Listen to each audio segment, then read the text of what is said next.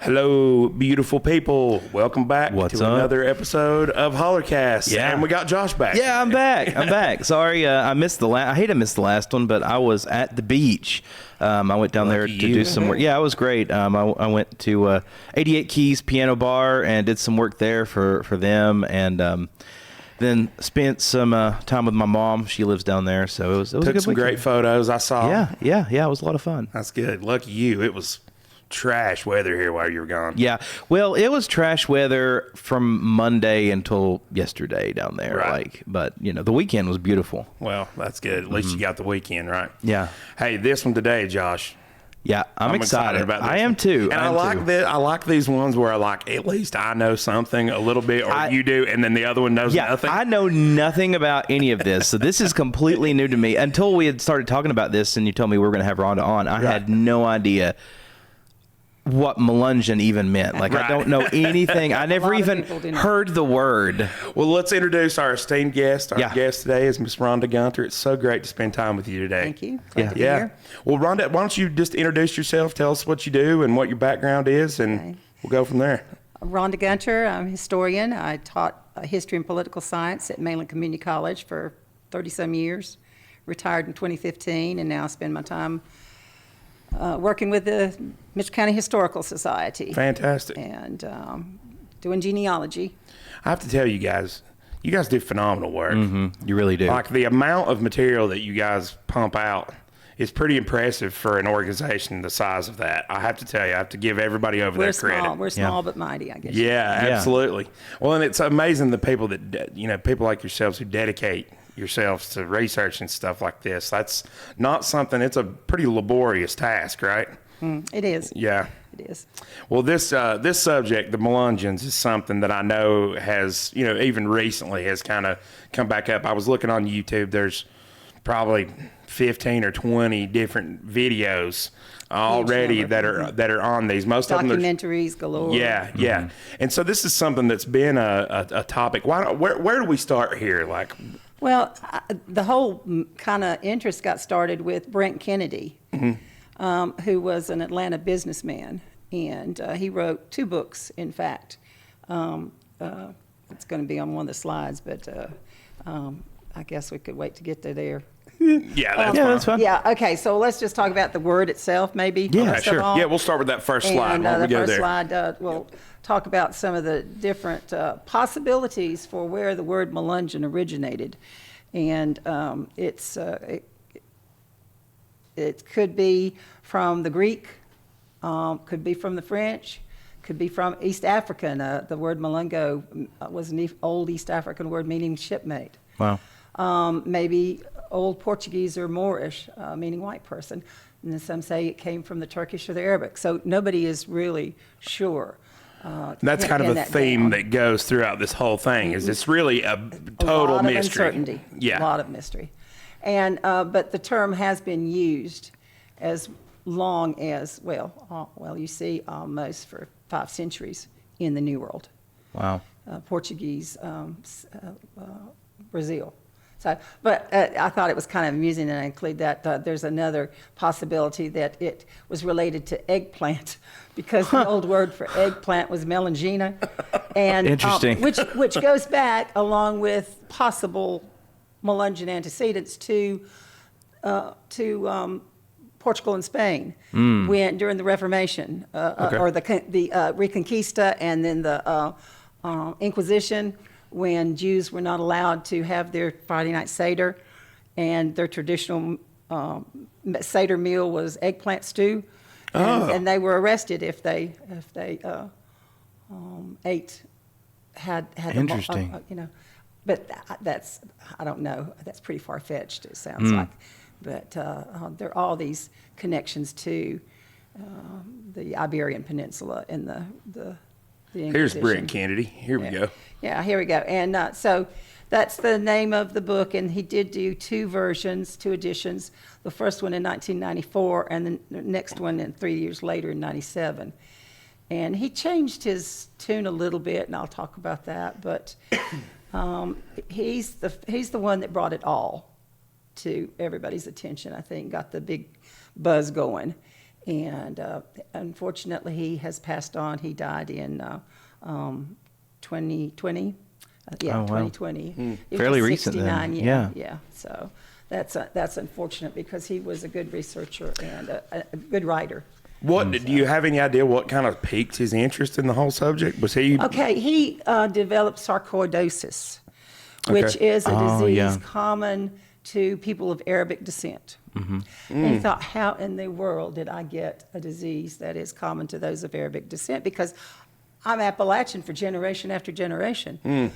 And so he got to doing research. And, well, when we have a medical issue, a lot of times we get into our family history Sure, to figure sure. what the connections. So he started doing research, and he found Melungeons, and something that nobody had talked about for years growing up. It was just a word that was not used in polite society, you might say. Gotcha. Yeah. So he wanted to do that research and find it out, and he got a lot of interest, a lot of criticism, a lot of, well, I'm going to research this more, and so that's Right. what kind of caused all of the proliferation of all the stuff, Oh, gotcha. Okay. out there. I right got you. now. So he's the cause of it all, and that's what got me interested. I read his book. Oh, cool. And it got Okay. me. I mean, I have no Melungeon that I'm aware of, no Melungeon Gotcha. heritage, but it was just so fascinating. So, but there's a few commonalities to the physical appearance of Melungeons that are listed there.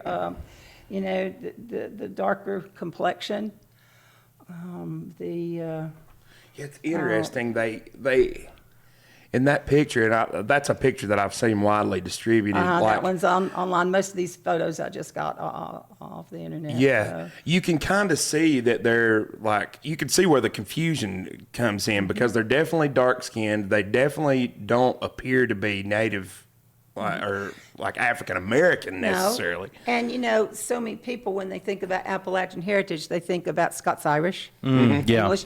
And so he said he couldn't understand why some in his family looked like Saddam Hussein. Right. In the 90s, Saddam Hussein was the catchphrase. Gotcha, yeah. The name. I mean, They almost have like a Middle Eastern appearance, Yes. Oh, yes. almost. So, but he talked about his research led into this, that all of these different physical appearances among them. And there were commonalities, of course, but they reflect that mixed heritage. Right. And like you almost look at the lady there, the lady almost looks more African American. The gentleman almost looks Spanish or Portuguese. And then then some of the children also look more Mediterranean. Some of them almost look more Arabic almost. Yeah. Yeah. So The guy definitely looks Saddam Hussein. Yeah. Definitely the Mediterranean or Middle Eastern. So.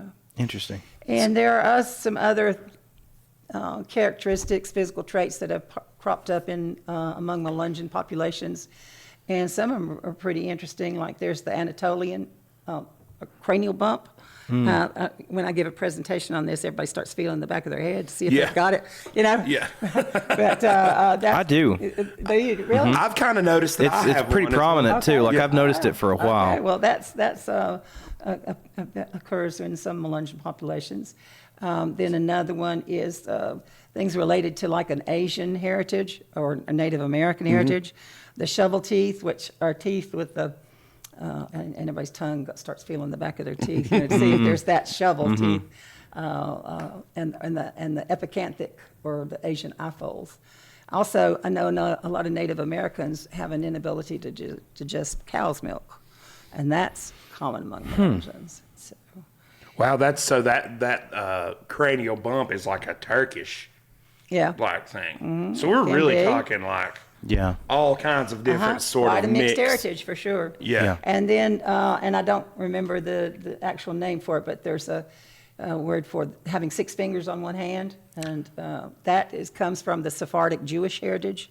Again, from the Iberian Peninsula during the Inquisition. Okay. So, and then those diseases like Brent-Kennedy sarcoidosis or thalassemia, and the FMF, the familial Mediterranean fever. So those, and the photos haven't cropped up yet, but all of those are illustrated. there. So Okay, I see what you're talking about with the shovel teeth. uh, That was hard to see they've on the got that phone when I little- was that looking at it little, earlier. Yeah. depression in the back, more of a depression than most people probably have. So, Wow. and those crop up in Melungeon populations here and there.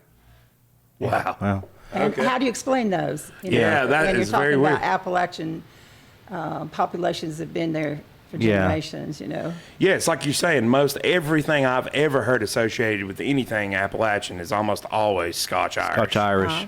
Or, my family's Exactly. Spanish, but I Yeah. mean, they were the Scotch-Irish. That's were just here. one line Right. among many in your Appalachian heritage. Right. Mine's Scottish and German. The Grindstaffs. No wonder. Yes, I knew you were German. I could have told you were German. Yeah, I know. without even- I know, right? I know. That too, Tom. Just a little bit right there. Okay. Yeah. All right. So there are a few other traditions, you might say, that are connected to Melungeons. And notice that these are also connected to Appalachian populations in general, because if you've ever read Sharon McCrum's books, the ballad series, she talks about when someone dies, you cover up the mirrors in the house. Right. Well, that's common with Melungeons.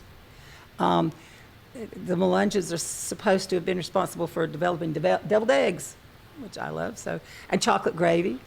I like So, these people those more and foods- more. Yeah, Dude.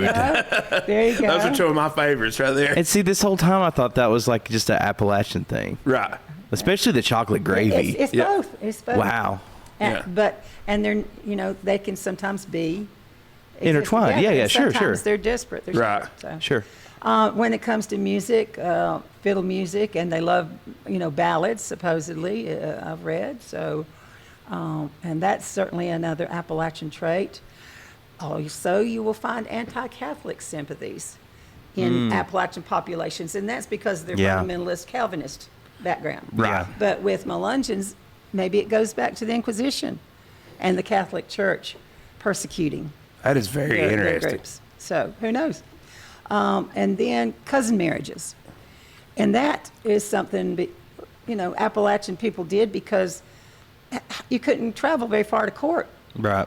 in olden times. Right. You Yeah. married whoever was over the next hill. Right. And it might be your cousin. It maybe. But that's common among Melungeon groups because they had these isolated, cohesive groups. Right. And maybe that's a good time to ask you, like, where predominantly was this group of people located? Well, I've got a map here in a little bit. Okay. All right. It's gonna Cool. show All us right. some We'll talk stuff. about that. Yeah. All right. Good deal. Yeah. Good deal. So, and again, as I say, all of this was very prominent among non-Melungeon residents of Appalachia. Right. So you could say that a lot of that is just Appalachian, really, but you see But how. it's also in Melungeon populations that live in suburbia, Right. that have moved to suburbia or whatever. So, Huh.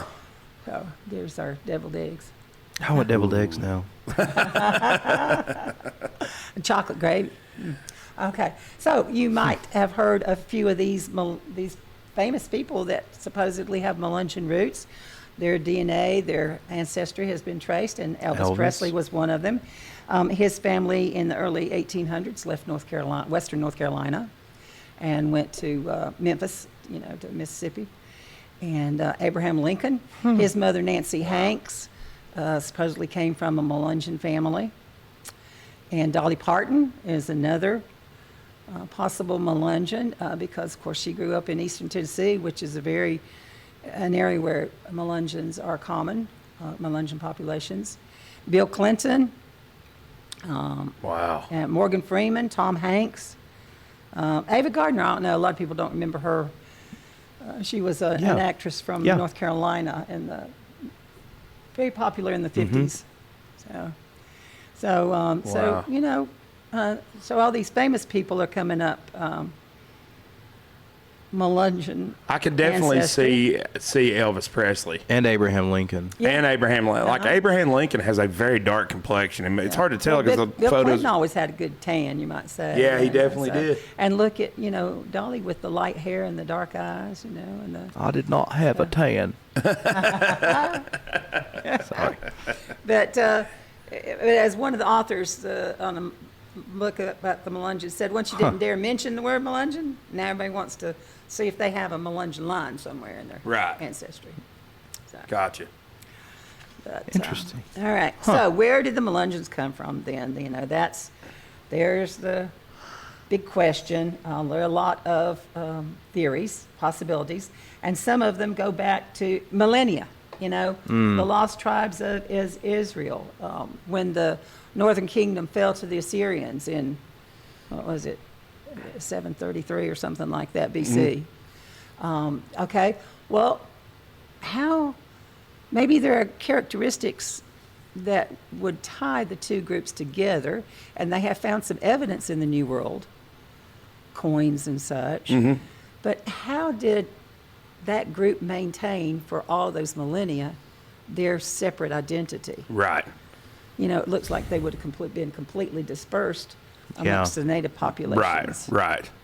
So then the sea peoples of the Middle East, the Phoenicians, and then the Phoenicians established the city of Carthage in North Africa, and there is documentary evidence that they sailed to the New World. Their galleys went all over. You know, we kind of think about, it was Christopher Columbus and then Sir Francis Drake and the English. But ancient peoples traveled a lot more than we think they did. I think they did too. Oh, for sure. You know, I found I saw a few things about the Carthaginians that I thought was that could be tied in more than one way. I saw one that had theorized that when the Roman Empire sacked Carthage, which is in like modern day Tunisia, is that right? I think it is. That's like a North African, on the North African coast. When that a lot of the Carthaginians fled across the Strait of Gibraltar into Spain and Portugal, and then could have made it from at that point to the New World from there. Really, it is not all that far across the Atlantic from the Iberian Peninsula to Brazil. Right.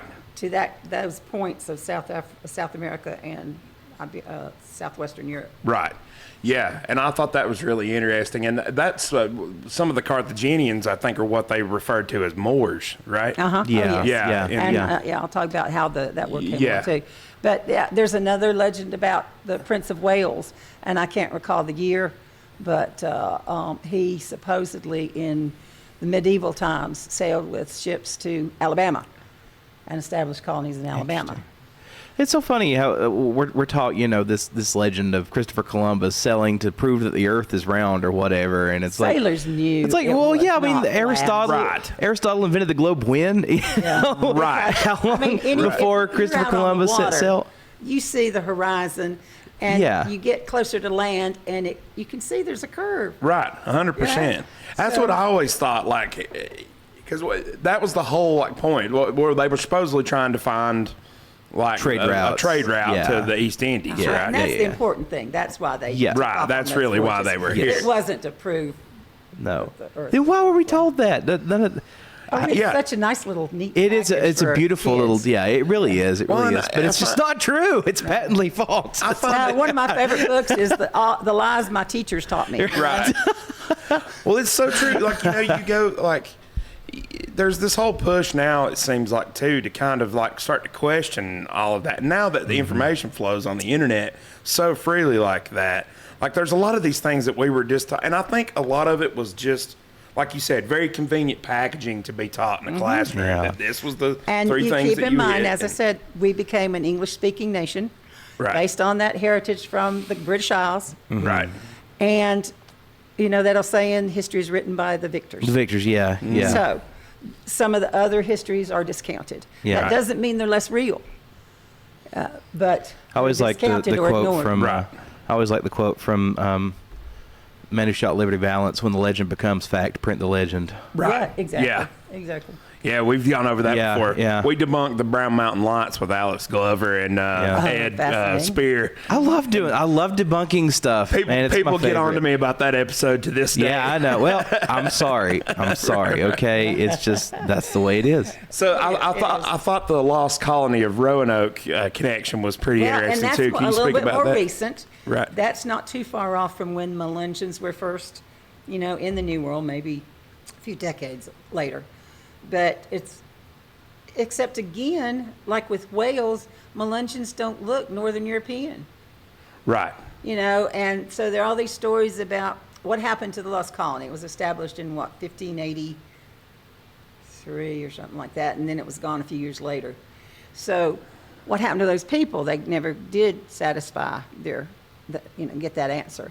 So were they killed by the Indians? Were they absorbed by native tribes? And there are legends among the Lumbee, the local tribe, of white Indians, right. blue-eyed Indians, right. And some of the names among the Lumbee are some of the same names that were there with the Roanoke colonists. Right. Again, but they don't look.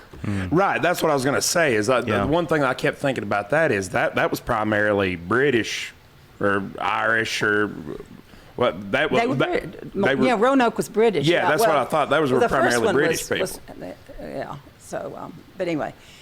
So those are some theories, and I don't know. Maybe a few remnants of each of those came through, but I don't think that's the bulk of the antecedents. I got for you. Melungeons. Anyway, and again, the answer has not been ascertained as of yet. Right. It has not been established. Gotcha. So, okay. Cool. So then. The Moorish conquest of Iberia. Yeah. So Iberia, the peninsula with Spain and Portugal today. And so in the year 711, you have the Muslim invaders, and they conquered the whole peninsula and ruled it roughly for 700, almost 800 years, until the Christian kingdoms that had been forced out gradually reconquered the peninsula. And while they were doing that Reconquista, they used the Muslims that had been settled there for centuries and were now Iberians, and they were called Moors because the armies that had invaded had Arabic officers. Well, Muslims Arabics took the lead in Muslim armies and stuff. But the soldiers were Berbers, which were from North Africa. Gotcha. So they were Caucasian, darker skin, Mediterranean looking, but they are these Moorish citizens of Iberia, Jews and Muslims, and then conversos would be those who were supposedly converted to Christianity. Gotcha. But were suspected by the Catholic Church of still maintaining their Muslim heritage. Yeah. Gotcha. So anyway, and the Inquisition's trying to remove those, and you've heard the horror stories read about the Inquisition, but a lot escaped. And they went by water. And where did they end up? Who knows? Because we don't know when they got to the New World, if they were on a Moorish galley and they got to the New World, who's there to document their arrival? No newsflash, because the Native Americans have no written language. Right. And maybe some legends passed down, but that's it. Plus, the records on the Iberian end are also missing because of the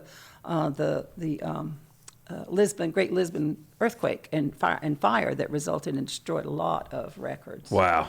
Okay. I think that was in the 1600s sometime. So there's a lot of missing pieces there that we just simply So the don't record know. is so incomplete. Right. But there are some records, and so do you remember that one of the phrases for one of the possibilities for the origin of the term Melungeon was shipmate? Yes. Or sometimes Melungeons themselves say that they are a shipwrecked or a marooned people. And so that gets to these stories about the shipwrecks, Iberian sailors who have been marooned, cast upon on the new land, shores of the new land, with no connection anymore, to the old world, and they're just there.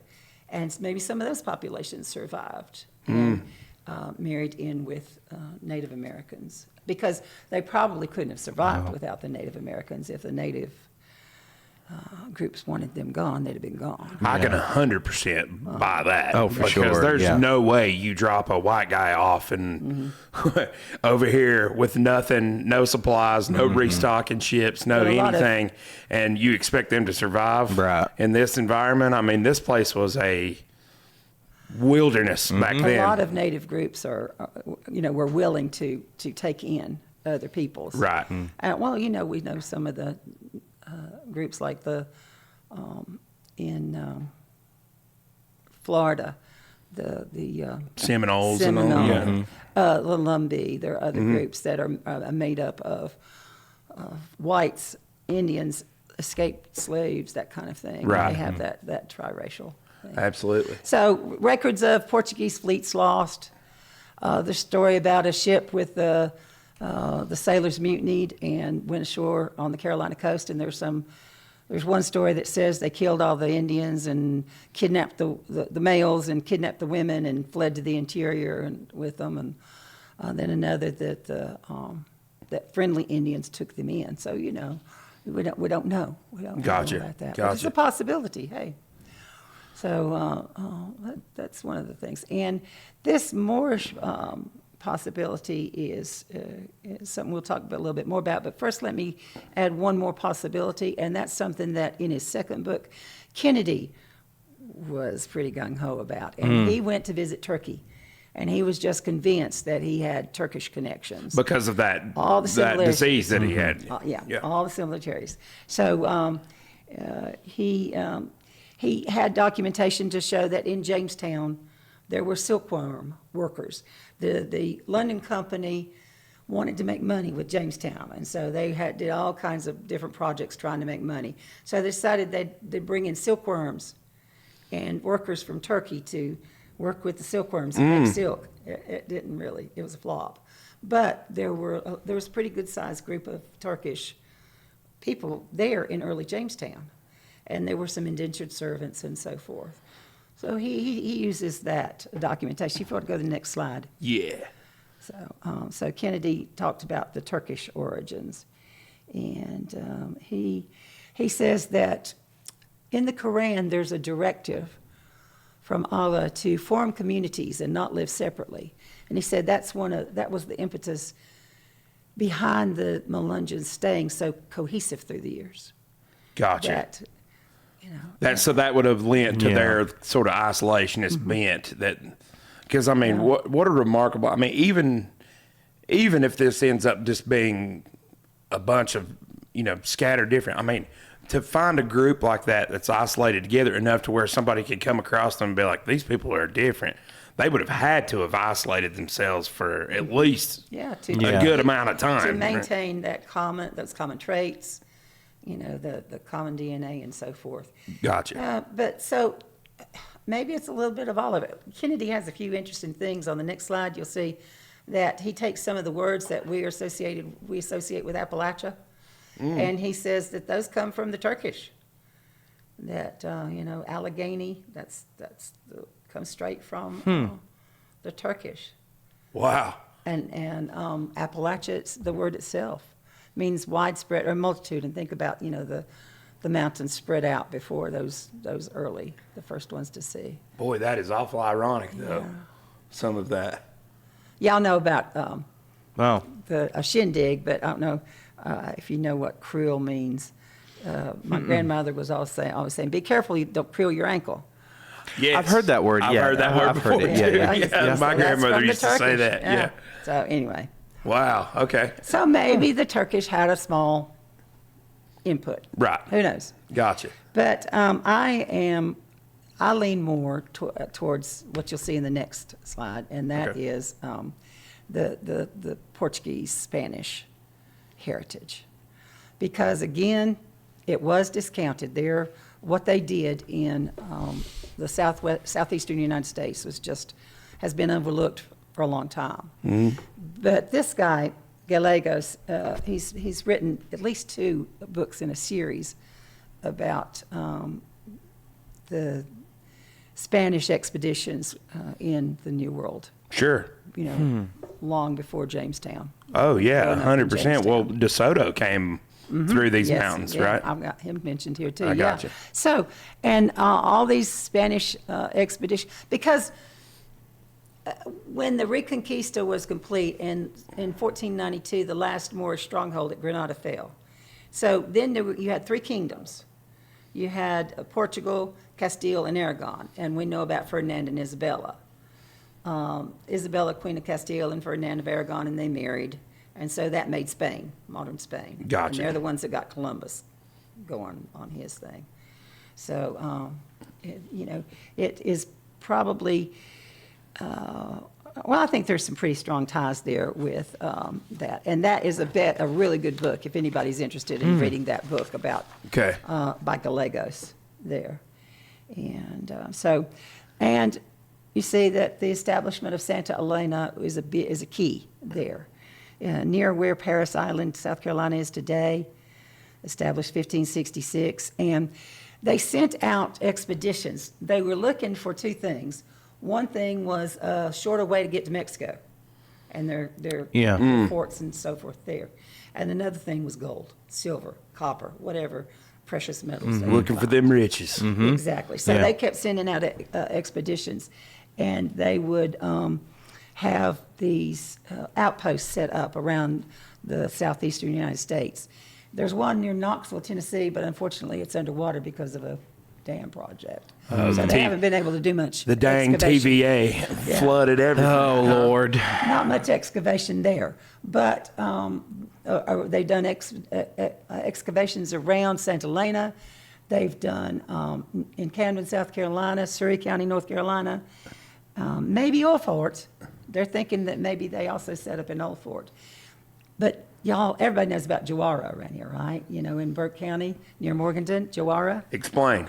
Oh, wow. I do not. I don't either. Okay. Yeah. Well, the Historical Society has had 2 presentations on it, and it was a Spanish fort during this time, the late 16th century. Wow. Mid to late. And there was a Spanish fort and an Indian village right next to each other. Eventually, the Indians got mad at the Spanish and burned them out. But there are all kinds of things that they're finding. And like Dr. Michael Moore, who was an archaeologist there, I think he's retired now, but they did a lot of excavation. It's worth... I heard his name come up in this in one of the videos that I watched, the Michael Moore guy. Yes. Yeah. Wow, that's... So it's fascinating. And, college students do their internships there. Right. In the summer, they have a dig there every summer. Oh, that's pretty cool. And they've uncovered the outlines of the fort. Right. They've uncovered a lot of artifacts. Right. So Well, it's fascinating. that would lend credence to something like that, because you would think that the majority, if it's people coming to establish a fort, those are predominantly males, probably. Although some of the later expeditions did have families. Oh, okay. All right. Cool. So, yeah. But those being right next But to you each think other, about just the these proximity, different- you know. They think about these different outposts, and they've got 125 men up to 200, and their assignment is to stay in that locality and go around searching for gold or, the likely route to Mexico, whatever. And then what happens when the British burn Santa Elena? Or they burned St. Augustine, which was Santa Elena's sister colony down in Florida. And the British were threatening all along. They wanted to run the Spanish out of the southeastern, off the Atlantic coast. And so they got rid of. Right. They evacuated Santa Elena, went back to Spain. Well, what happened to those outposts with the men? Right. All of a sudden, you're not getting any communication. Yeah, Where they're who's marooned. supplying you? Yeah. And again, that connection to the whole, we come from marooned people and outcast people, or shipwrecked people, that kind of thing. Gotcha. So Makes total I sense. think there's credence there. Yeah. So, again, in Gallegos' book, he has some interest, and Kennedy mentioned it too, the connections with the names that come up. Oh, The names of some of the soldiers at Santa Elena on the left, and then names that are common among Melungeon populations on the right. Elvis, Sylvester, Salvador. Those are Elvis was one, and Canara was Brent Kennedy's grandfather's name, and that's a town in Portugal. Where did an Appalachian family get the name Canara? The name Canara, right. Huh. Wow, that's And interesting. then I don't know if it'll come up, there are some female names there. No, it won't They're show cut up. off. It's going to cut off. We had to. Names Yeah, like, sorry, everybody. Yeah, we had to transfer this between PowerPoint and Google Slides, so there's a little bit of a Didn't Yeah. transfer. Yeah. Google do better. yeah. Louisa, Amelia, Augusta, Eulalia, Lucinda, Helena, Mahala, all of those were Mahala. Yeah, you see that. I know. That's a very common name Yeah. in Appalachian populations. Yeah, my uncle's ex-wife, her name was Mahala. So, Goins, K. Goins. Yeah. yeah. And we'll talk about some Melungeons with those last names too. Yeah. Well, let's talk about the ties with native groups. That has to exist too.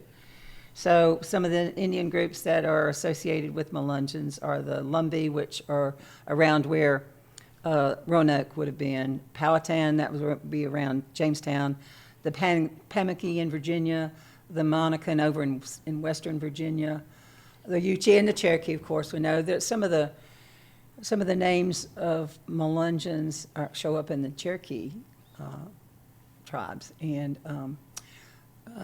silver working is very common among both Cherokee and Melungeon groups. That's interesting. So and again, like with the Seminole in Florida, frequently escaped slaves, indentured servants, white and black, who maybe left before their time was up to serve, or they're indentured, they gather and they all kind of merge with Native Americans. Right. So again, you've got that Caucasian, black, and Native American. Right. And so a lot of Melungeon researchers talk about triracial isolates, which you'll see on the next. Okay. Okay, and here's a map that shows some of the different triracial isolates in this country, in the southeast, most of them in the southeastern United States. There are about 200 in the nation as a whole. So. Yeah, I'd heard about that. I wanted to ask you about this. Like they had mentioned like these little races, or these triracial isolate groups. I have never heard of the brass ankles. No. I've heard of the Lumbee. Yeah, the brass ankles is a very interesting name. Where did that come from? Well, I don't know. I don't know, but yeah, if I forget what part of South Carolina, there are some signs along the way Right. you can pass. But Brass ankles. but I if you wonder. look at the map and you see some of those groups, the yellow blob, which is the biggest, that's Melungeon. That's the Melungeon group. Yeah. So they're one of the bigger Yes. tri-isolates. Yeah. I got you. So. Wow, I never knew there was even that Yeah. many. That's crazy. Okay, so sometimes people, little races, triracial isolates, fringe groups, and that's definitely true of the Melungeons because they were on the fringe of society, of white Right. society. Right. So- So I guess all of this sort of gets tied back to why would you isolate yourself like that? Well, there are a multitude of reasons because you're either a marooned group surrounded by a bunch of people that you don't know, so you kind of stick together, or and then like where does the racial element come into Okay. all that? Like the racism, because I know that's going to come up at some point, Definitely, right? yeah, because we know that there were indentured servants in this country, white and black, before there were slaves. There were very few slaves compared to the number of indentured black Servants, people. yeah. And that changed as the South got worried about the exploding population of black people. The white planters got very nervous. And so they started passing all the laws against blacks. It was against the law to marry a white person if you had more than 1/6 black blood in your Wow. heritage. You could not own land. You couldn't vote in some areas. You couldn't serve on a jury or testify in court, things like that. Right. Because they kept passing more and more laws infringing on the rights of black citizens. Gotcha. Yeah.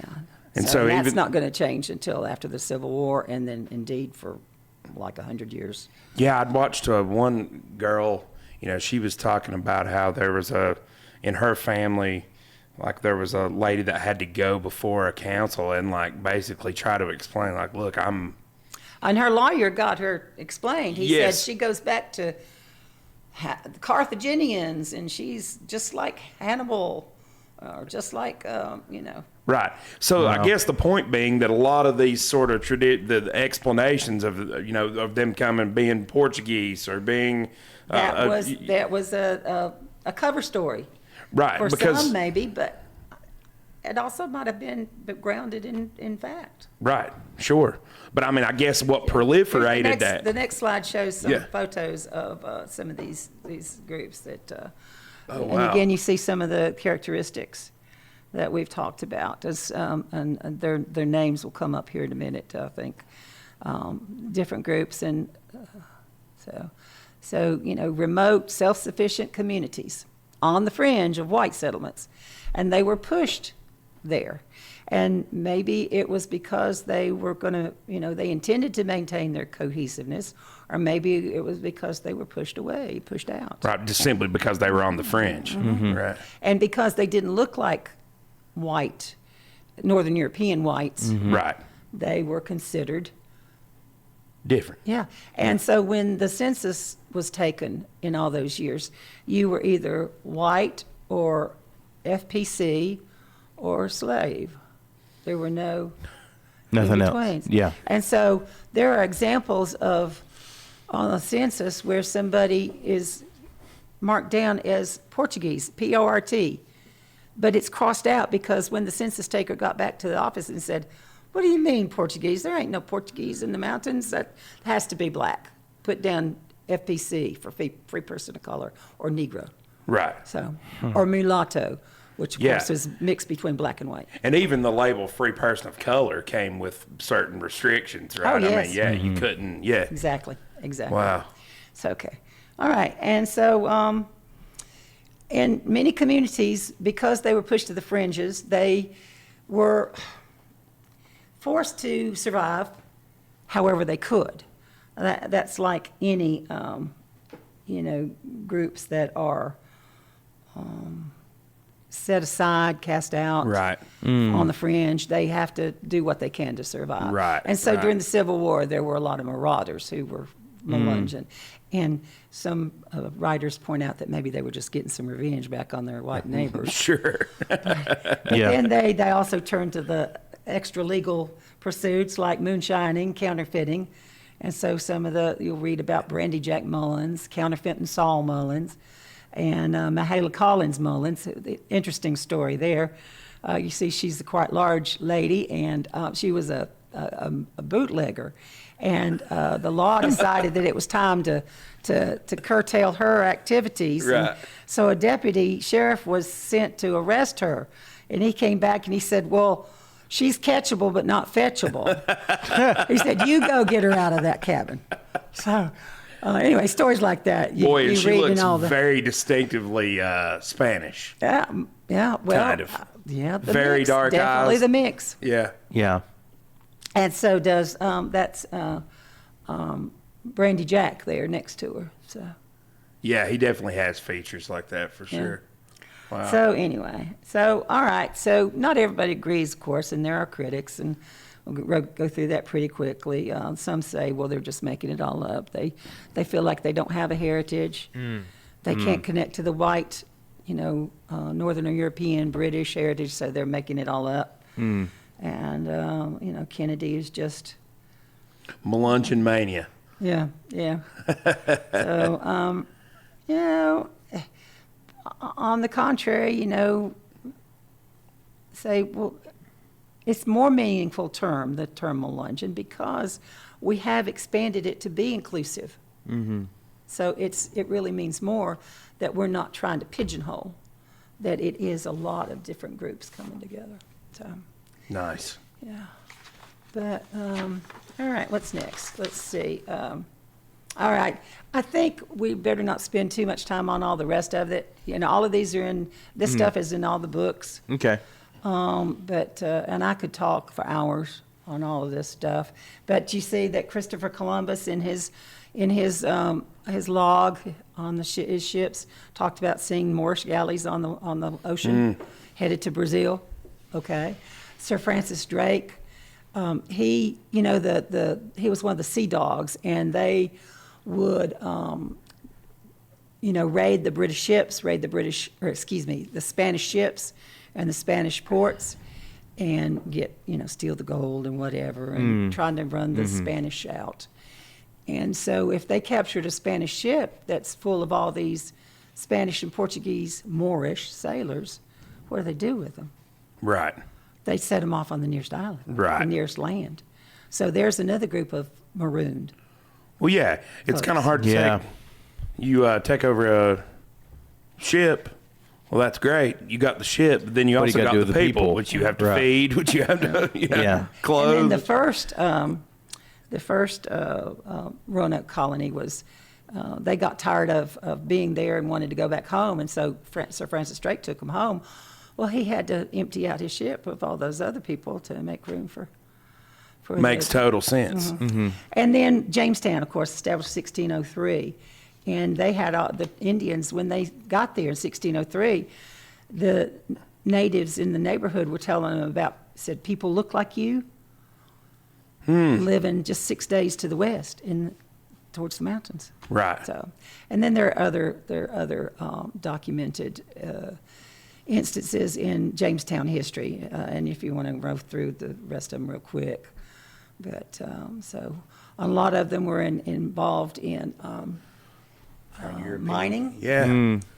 They were working silver and copper, and so they all of these were very puzzling.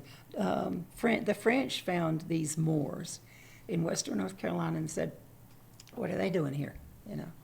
So, but They it would, claimed to be Portuguese. yeah, but it would, if they did indeed end up settling in the mountains, that would make sense because if they're different, it's like, well, we're going to go find our own place to live, so we're Yeah. can't go And back they- on the water, so you just And go they- west. And of Yeah. course, they coalesced with other fragments of, remnants of groups. Right. Native American groups, escaped indentured servants, that kind of thing. So there really is like a very strong case to be made that it's not just one group. Sure, that yeah. isolated itself, but it was a collection Very diverse. of different, very Isolated diverse, groups that come isolated together, groups yeah. that got And- together. I got you. That makes perfect sense, actually, especially once you highlight the fact that, as far as the census goes, it's no wonder that there's no record of any of this because, like you said earlier, there was 3 options on the census. And if the family looked white, it was put down white. Yeah. If they looked darker, it was put down mulatto or FBC. So. God, can you imagine how maddening that would be? Somebody And so trying the to same tell you what families- your Yeah. heritage is, like Yeah. Yeah. The same families in different censuses are identified differently. So. Wow, because they just simply wild. didn't know, and it was up to the discretion. Yeah, I think the next slide has a few more examples that we can go through pretty quickly. There, again, more people who claim to be Portuguese or they're not white and so forth. And so all of these different groups that are encountered. John Sevier, who was, one of the heroes of King's Mountain, wrote about coming across people who called themselves Portuguese.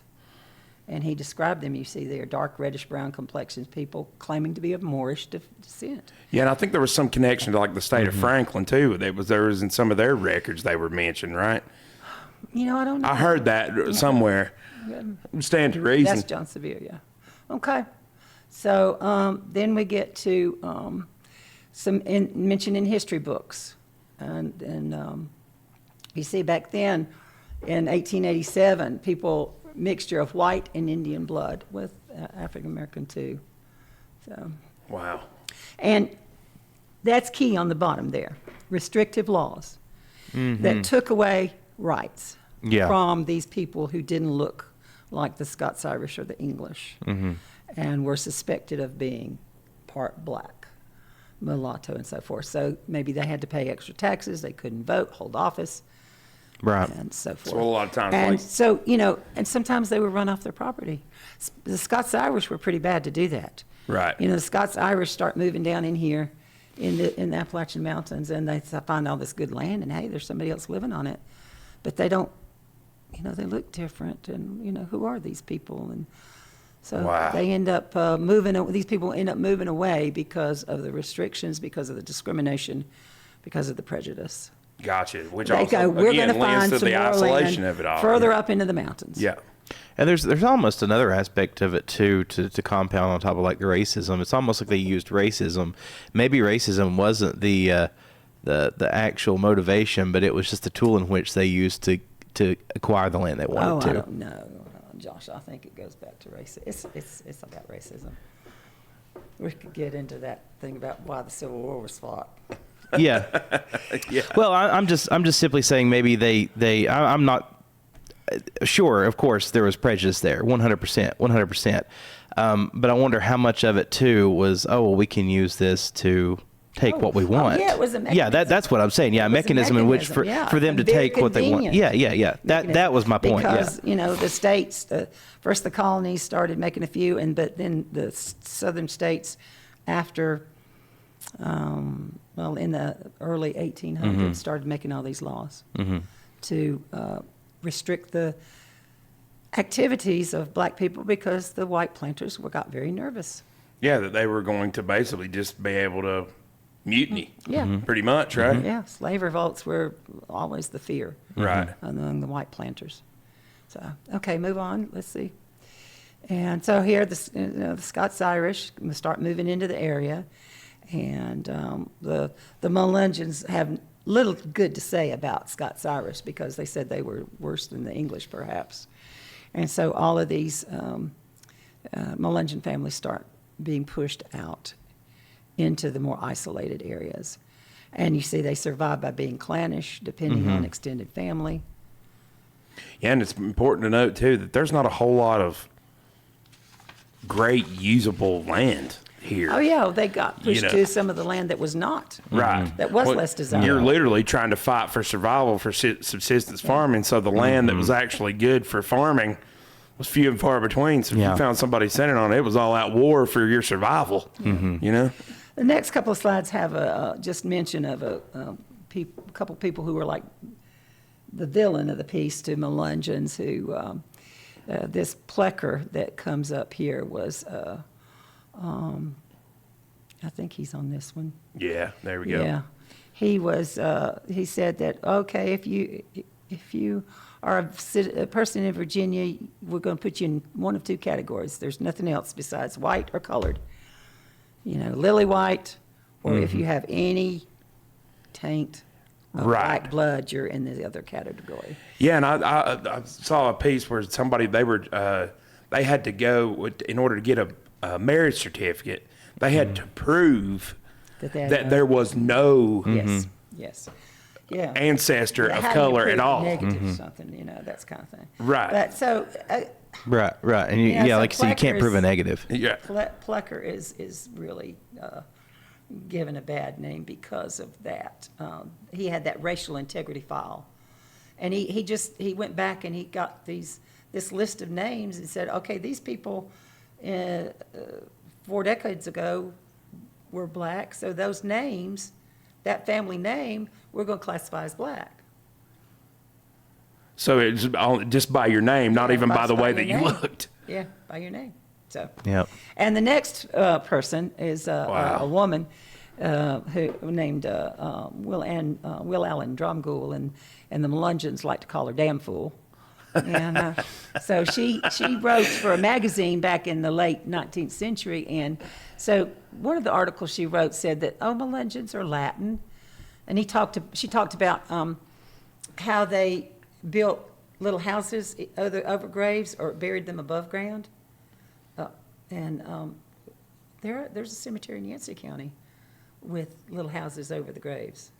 Huh. It's almost like a mausoleum type deal. Yeah, not exactly. It's just a shelter over the grave. Yeah. Gotcha. And okay. so that's common in another one of those things that's common among Appalachian populations as well as Melungeon. So anyway, in the second one, she goes all out, and she says, this is how Melungeons started. There were these 4 people, and she gave their last names and their races, and she said that's where the Melungeons come from. And so entirely too pat. Simplistic, yeah. I So see anyway, where they oversimplified. called her damn fool. She's got a very, very hateable face. Well, there's that Victorian kind of look. Sure. But anyway, all right. So there is a lady that I like to read. She has written books. So she's passed away now, but she was the web spinning granny, and she said, "Okay, y'all are." He said, "Yes, the Latin origins, the black elements, but keep in mind the Native American. Mm-hmm. You have to count that in there. You cannot leave that out, because if those groups had not been accepted by the Native American groups, and it would have been often the women who accepted them, these men, these outcast, marooned men, into the tribe as their husbands. So, and she said that, you know, the cursed ones, the outcasts, would not have survived if Indian women hadn't taken them as husbands. Well, again, that makes total sense. I mean, you send a bunch of guys over here, Yeah. and be like, here, And stay very few here of them for had their own 20 wives, years. their own families with them. Yeah. Most So some were of them left did. behind. Yeah. Just a few, very few. Very, very few. Yeah. So anyway, but Darlene Wilson's another one of the writers on Melungeon. We at the Historical Society office, we have a collection. I bought a lot of books about the Melungeons through the years, and I know nobody's going to want them in my family after I'm gone. Right. So I've donated everything, just about all I have in that line, to the Historical Society. That's awesome. So if you ever want to come over and read Yeah. some, and I've collected newspaper articles and magazine articles through the years. Wow. So we've got a good file on Melungeons over there, if anybody's ever interested. So now we get to the DNA, and this is kind of the interesting thing here. This brings us up to right now. Yeah. Scientific stuff. Yeah. Yeah. And so what does all of that show? Well, a lot of different things. Sure. So first of all, before the DNA testing, and they didn't fully decode DNA until, what was it, 2000? Something Right. like that. Yeah. Right. So anyway, they were working off blood samples to start with. And they said that the blood samples of Melungeons compared almost right down the line with those of Mediterranean descent. So Mediterranean ancestry. Said that there wasn't much Native American, just 10%. And even less, and that didn't show up on the slide, but even less African American. Oh, really? That's Yeah. interesting. Even less than 10%. So that, though, again, is just one group of Melungeons in one area. Right. Right. So Even what does it? 177 is not a huge sample. Not if they're all Pretty from small one sample size, yeah. community, Right. Or one area. Right. So okay, then going on and using those blood types and all. There was a study in 1990, and Brent Kennedy used that in some of his research. And this is interesting. This study was, they said it was contaminated, and so, okay. But also, they said, well, it shows that there's a connection to South American, Native South Americans. How did that happen? So they scoffed and said, no, that can't be. It's a total mistake. But later on, there's evidence that came up in the early 1900s. They found, overlooking the Chattahoochee River in Georgia, they found this stela, this stone carving that has this Caribbean god carved on it. Huh.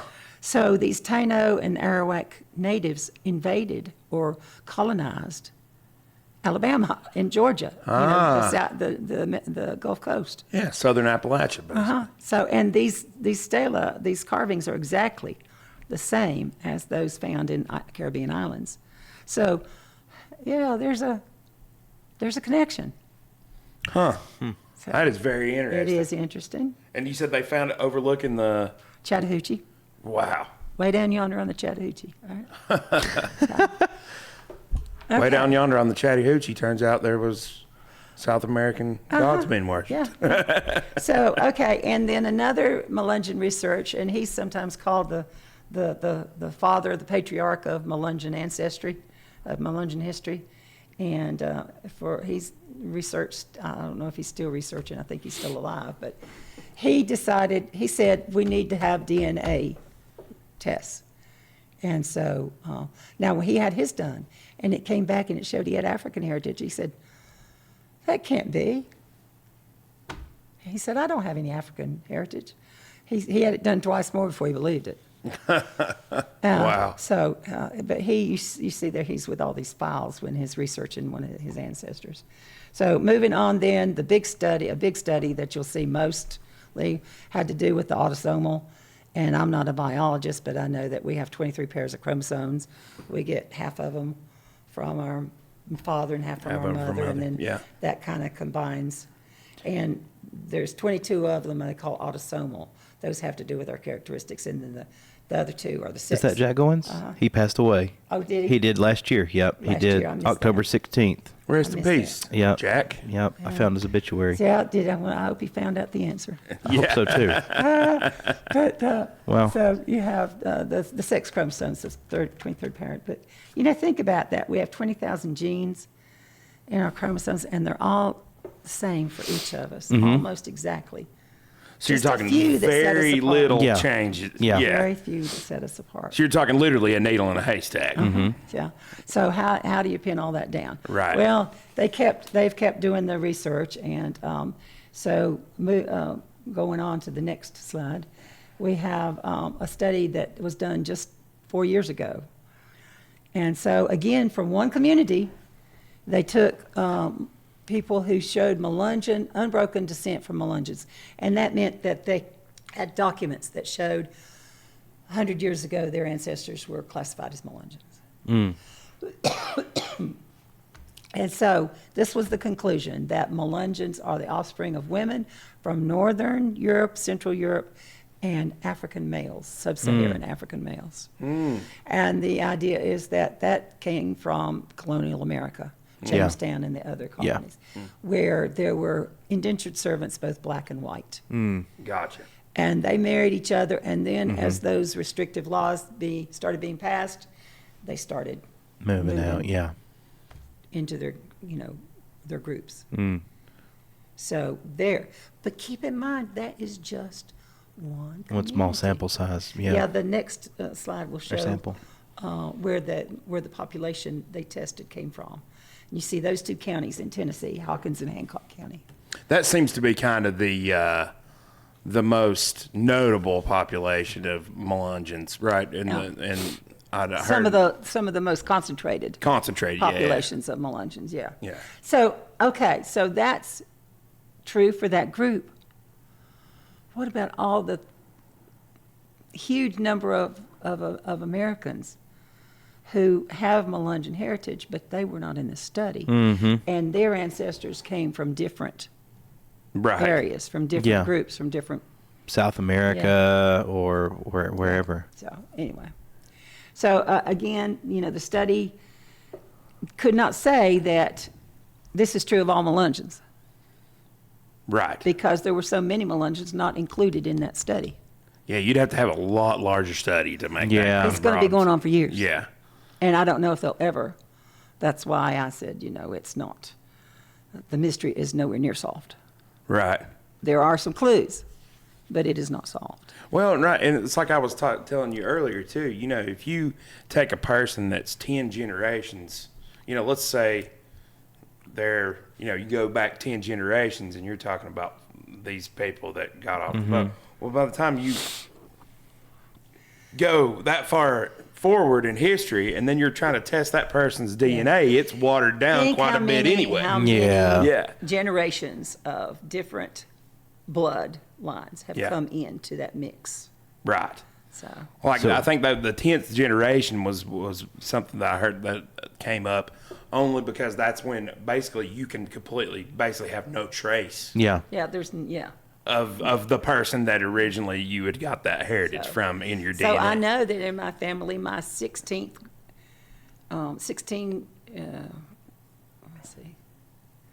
generations back, Native American, but that's not going to be, it's negligible. Sure. idea. Right. Sure. Right. So, Exactly. Even though the history books say, or the genealogy accounts show, but anyway. So, and I think too, that bottom phrase there, we might think that there's a lot of racial blending going on in this nation and around the world today. It's nothing new. No, It's no, always it's been not. going Yeah. on Yeah. throughout I mean, the history of mankind. Right. yeah. Yeah. Think about the Iberian Peninsula and all the blending there. The Caucasian population, the Moorish people coming in. Right. Well, you had at one point, a whole group of people just completely took over the thing. Then they got pushed out, and then Yeah. they kind of But came back. meanwhile, over all those centuries, they had amalgamated with the people who were living there. Right. And you couldn't, how do you sort them out then? Well, it makes you wonder, like sometimes the the motivations behind some of this stuff, like back then, because you're talking again, the Moors. You said 700 years they ruled the Iberian Peninsula. I mean, at that point, there's nobody alive that even remembers No. a time when that was not the case, and it's like so. No. Yeah. Okay, so there's if you think you might have Melungeon DNA, you can go online and get a test. You know, it's just like when Ancestry sends you the little kit and you spit in it, or swab your cheek, whatever. Yeah. And so the last I looked up a month or so ago was $131. Then you can get extra stuff for more money. I wonder if some of the other ancestry tests, DNA tests, include Melungeon in theirs. You know, I don't know. I know I did Ancestry. My brother did 23andMe. 23andMe, yeah. And we compared notes, and they were basically the same. So That's interesting. That's good. At least they're consistent. But Yeah, at least they're consistent. Yeah. well, okay. So let's bring it local before we wrap up. Yeah, I was going to ask you about that. I had a question about that anyway. So here you have over 200,000 Americans are classified as having some Melungeon ancestry. So in Western North Carolina, those are the counties that had more Melungeons anywhere else. Notice Yancey. And some of the names, Brent Kennedy, for example, in his book, he talks about his Keith, Robinson, Adkins, and Garland ancestors that moved from Yancey County to Western Virginia. So Yeah, it's funny, some of those names, too, you would think, like Robinson, I would, just at face value, I'd be like, oh, yeah, that's definitely like a Scotch-Irish name or something like English. that. And it could be Right. that, these groups living amidst their Scots-Irish neighbors took on their names. Gosh, this makes And then me by the start time they thinking got to about- Yancey County, Yeah. they're a distinct group, but they...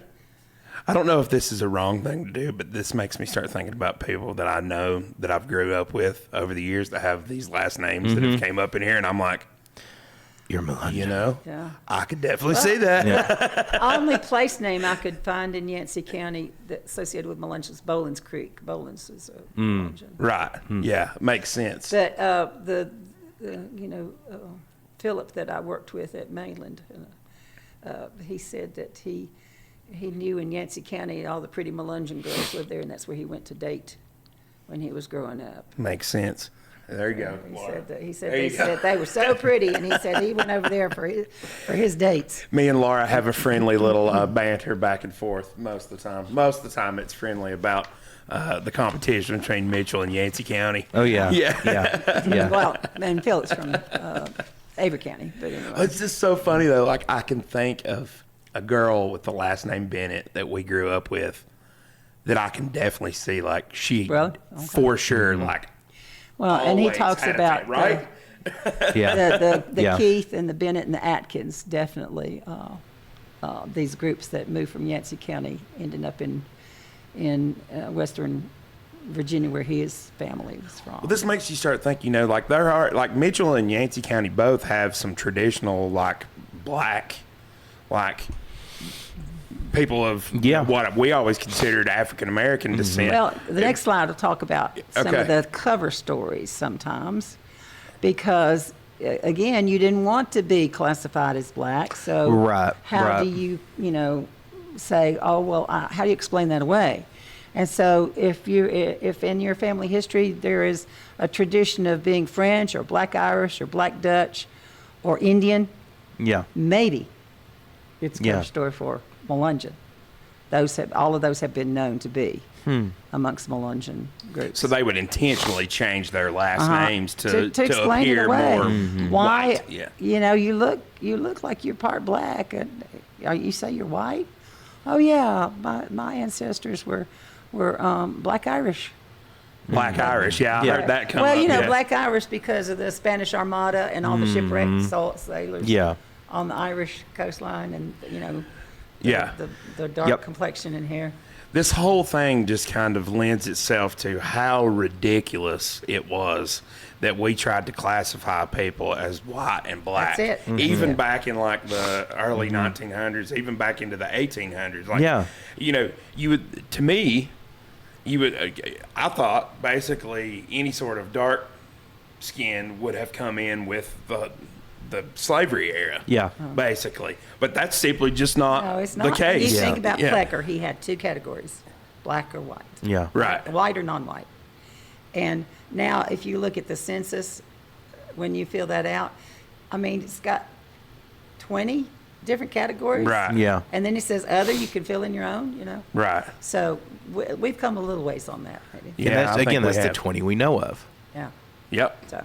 So I think that about wraps it up. There's, you can go online and you can go visit the museum. You can be part of the registry. You can be part of the research. Okay. So Well, you this can is enjoy the especially Heritage useful to people Association. around here because, I mean, Yeah. there's a good chance that people that we know have Melungeon. Yeah. And Maybe. good chance we do. Yeah. Yeah. What's going to be funny is like in, 100 years, there's going to be a podcast talking about this, and they're going to be like, did you know they only had 20 categories on their Only census? 20. Only 20. Right. Oh, yeah, eventually, it may just go away altogether Yeah. because we're going to be so mixed. I mean, Yeah. I mean, it'll take a while. Right. It'll take a while. It will. It'll It take a won't while. be an overnight thing. Rhonda, this Oh, is incredibly interesting. Yeah. I just put up a couple of other books, but don't Yeah. worry about that. Yeah. I mean, that's just one of a plethora of books about Melungeons out there. And as I say, we've got a lot of them in our research library over in Bakersville at the Historic Courthouse in the Historical Society office. Nice. Very cool. And we're there Tuesday through Friday, 10 to 4. Awesome. Great. Rhonda, this is incredibly I've interesting. learned so much. stuff. I haven't really had a whole lot to add because I didn't know anything about this, but I've learned a ton. This Okay. is incredibly interesting. It Yeah, is interesting. Incredibly, yeah. So, Rhonda, what other things are you researching? What other stuff is interesting? Tell us the scoop or give us a preview of something you're working on next. Well, the last two programs I did for the last 3 Historical Society programs did the Melungeons, Tocane. The history of Tocane, which is fascinating. You know, Tocane's little, just nowhere. Right. You know, but it used to be one of the thriving communities in Mitchell County. Sure. And then I did a program on the Scots-Irish. I got going on that because the Orchard the Orchard Outpass got a grant to do a kiosk in their store on Scots-Irish because they got one on Cherokee. Okay. And so they were going to do one on Scots-Irish, and they asked the Historical Society to put together the info Nice. for it. And I said, well, while I'm doing that, I might as well get the research together and do a presentation on the Scots-Irish and Wow. their movement into it. Nice. And of course, I taught the whole thing: Appalachian culture, Southern culture, American Right. history. So you're just a It's my thing. living book. It's of my stuff. thing. Yeah. Yeah. Well, we definitely need to do this again for sure. Right. So, what would be something interesting you'd like to talk about next time? Why don't you pick one? I'll get back to you. Okay. All righty. Perfect.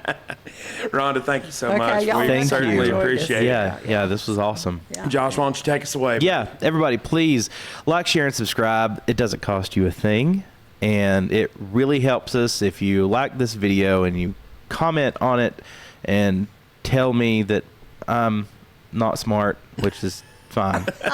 It's fine. I reserve the right to be wrong about a lot of things. It helps us out in the algorithm. Yeah. Until next time. Peace. out.